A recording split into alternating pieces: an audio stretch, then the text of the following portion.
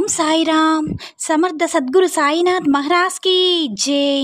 సాయిబాబా భక్తులందరూ కూడా నమస్కారం అండి.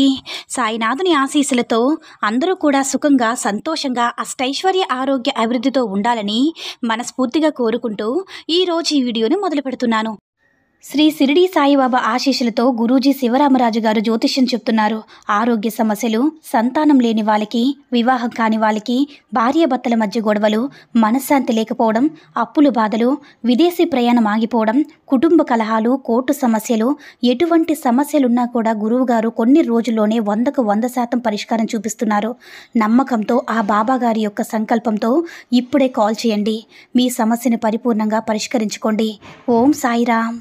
ఈరోజు వీడియో ఏంటంటే, తల్లి నీ ముందున్న 2 గులాబీ పువ్వుల్లో ఒకటి తాకు. నీ కోసం ఏ శుభవార్త ఎదురు చూస్తుందో వెంటనే తెలుసుకో బిడ్డ అని మన బాబాగారు అయితే ఈరోజు మనందరి కోసం కూడా ఒక అద్భుతమైనటువంటి సందేశంతో అయితే మన ముందుకు వచ్చారండి. మరి మన బాబాగారి మీద నమ్మకం ఉంచుకొని, అంటే మన బాబాగారిని మనసులో తలుచుకొని, ఈ రెండింటిలో మీరు ఏదో ఒక నెంబర్ని మీ మనసులో అనుకొని బాబాగారు మీకు ఎటువంటి సందేశం చెప్పాలనుకుంటున్నారో, మీ మనసులో ఉండేటటువంటి బాధకు ఆయన ఎలాంటి సమాధానం చెప్పాలనుకుంటున్నారో ఆయన మాటల ద్వారానే మనం విందాము. మరి బాబాగారి మాటలు వినే ముందుగా ఈ వీడియో కనుక నచ్చినట్లయితే మరికొంతమంది బాబా భక్తులకు రీచ్ అయ్యేలా షేర్ చేసి లైక్ చేయండి. అలాగే మన ఛానల్ని ఎవరైనా మొదటిసారిగా చూస్తున్నట్లయితే తప్పకుండా సబ్స్క్రైబ్ చేసుకుని మాకు కొంచెం సపోర్ట్ చేయండి. మరి మన బాబాగారిని మనసులో తలుచుకొని 1వ నెంబరు తాకిన వారు ఎవరైతే ఉన్నారో మన బాబాగారు వారికి ఈ విధంగా చెప్తున్నారనమాట. ముందుగా 1వ నెంబర్ పువ్వును తాకిన వారందరికీ కూడా మన బాబాగారు ఈ విధంగా సమాధానమిస్తున్నారు. మొదటిగా 1వ నెంబర్ పువ్వును తాకిన నా బిడ్డ ఎవరైతే ఉన్నారో, తల్లి ఒక శుభవార్త అందుకుంటున్నావు బిడ్డ. నువ్వు ఎన్నో రోజుల నుంచి పడుతున్న బాధలు, కష్టాలు త్వరలోనే నీ నుంచి దూరం అవుతున్నాయి. నువ్వు చిన్న వయసులో నుంచి కూడా ఎన్నో కష్టాలను అనుభవిస్తూ ఉన్నావు. అవన్నీ కూడా నాకు తెలుసు బిడ్డ.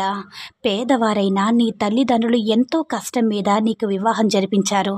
ఆ తర్వాతైనా నువ్వు ఎంతో సుఖంగా సంతోషంగా ఉంటావని వారు ఎన్నో కలలు కన్నారు బిడ్డ. కానీ అక్కడ కూడా నీకు పేదరికమే ఎదురయ్యింది. మంచి మనసు ఉన్నవాడు బిడ్డ నీ భర్త. కానీ నీకున్నటువంటి సమస్య నీ పేదరికమే. నీ భర్త కష్టపడే తత్వం కలవాడు. అయినా కానీ పేదరికం ఎదురవుతుంది బిడ్డ. నువ్వు ఎంతో ఓర్పుతోటి, సహనంతోటి అతనితో జీవనం సాగిస్తూ వస్తున్నావు. నీకుండేటటువంటి బాధ్యతలన్నీ కూడా చక్కగా నిర్వర్తిస్తూ వస్తున్నావు. నీకున్నటువంటి తెలివితేటలు ప్రావీణ్యం వల్ల నీ కుటుంబానికి నువ్వు ఆధారంగా నిలబడ్డావు బిడ్డ. నీ జీవితంలో ఇప్పటి వరకు ఎన్ని కష్టాలు వచ్చినా సరే నాకు నా భగవంతుడు ఉన్నాడు. నాకు నా సాయి తండ్రి నా వెంటే ఉన్నాడు. నా సాయి తండ్రి నాకు మేలు చేస్తాడనే నీ నమ్మకానికి ఎంతో నేను ముగ్ధుణ్ణి అవుతున్నాను బిడ్డ. నిత్యం నువ్వు చేసుకుంటున్నటువంటి పనులు చేసుకుంటూ కూడా నీ సాయి తండ్రి ఆరాధన ఏ రోజు కూడా మర్చిపోలేదు. నాపై నీకున్నటువంటి నమ్మకాన్ని నేను ఎప్పుడు కూడా ఒమ్ము చేయలేను బిడ్డ. నువ్వు ఇప్పటి వరకు అనుభవించిన పాప కర్మలన్నీ కూడా అనుభవించేశావు. ఇకపై సంతోషకరమైనటువంటి రోజులు తప్పకుండా నీకు ఇస్తున్నాను. అతి త్వరలోనే నీకు మంచి రోజులు రాబోతున్నాయి బిడ్డ. నీ కర్మ ఫలాలు ఇలా అనుభవించవలసి రాసి పెట్టి ఉంది కాబట్టే ఇన్ని రోజులు కూడా చెడు కర్మలు నువ్వు అనుభవిస్తూ వస్తున్నావు.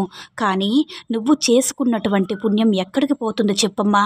నీ పుణ్యం అంతా కూడా ఇప్పుడు 10 రెట్లు ఎక్కువయ్యి 10 రెట్లు మంచి ఫలితాన్ని అందిస్తుంది. అతి త్వరలోనే నీకు, నీ కుటుంబానికి కూడా మంచి రోజులు రాబోతున్నాయి బిడ్డ. ఓపిగ్గా వేచి ఉండు. ఏ మాత్రం కూడా నిరాశ చెందవద్దు.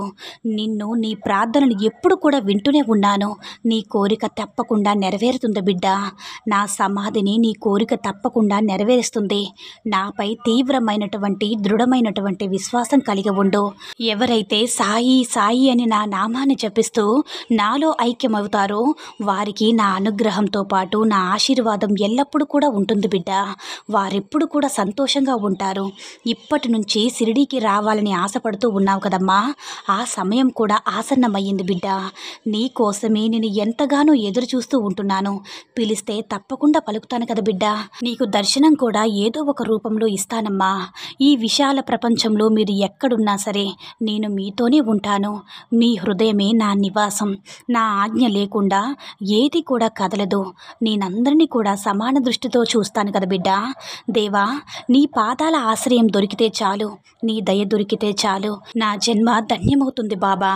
నాకు మానసిక ప్రశాంతతను కలిగించి తండ్రిని అడుగుతున్నావు కదా తల్లి. తప్పకుండా నీకు మంచి మానసిక ప్రశాంతతను కల్పిస్తాను.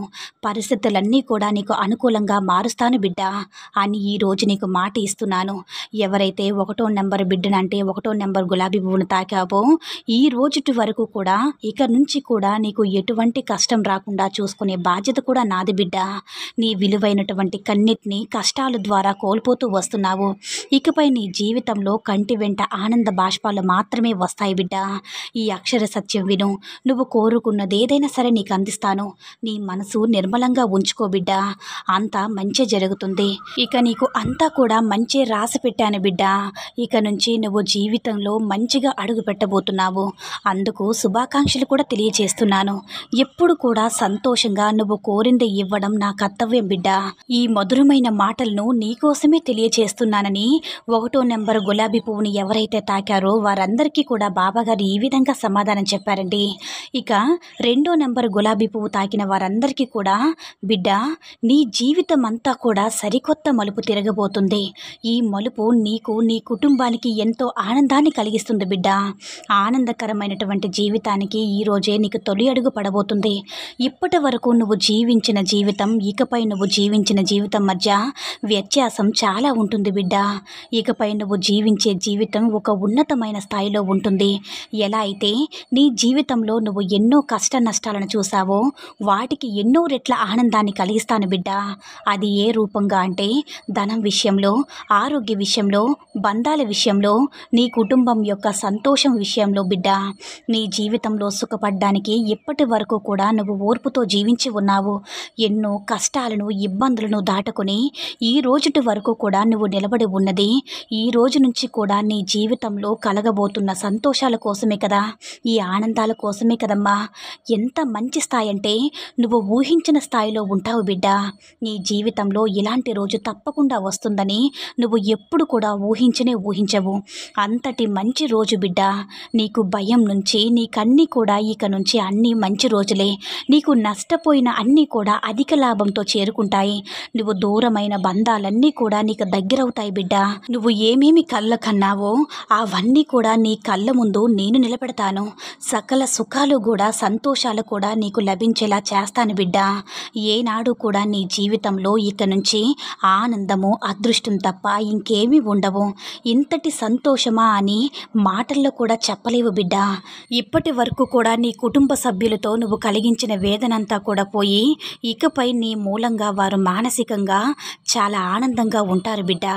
ఇప్పటి వరకు కష్టాల కడల్లో కొట్టుకుపోతూ జీవించగలిగారు. ఇకపై మీరు ప్రత్యేక ఆకర్షణతో నలుగురిలోనూ కూడా నిలబడతారని గుర్తుంచుకో బిడ్డ.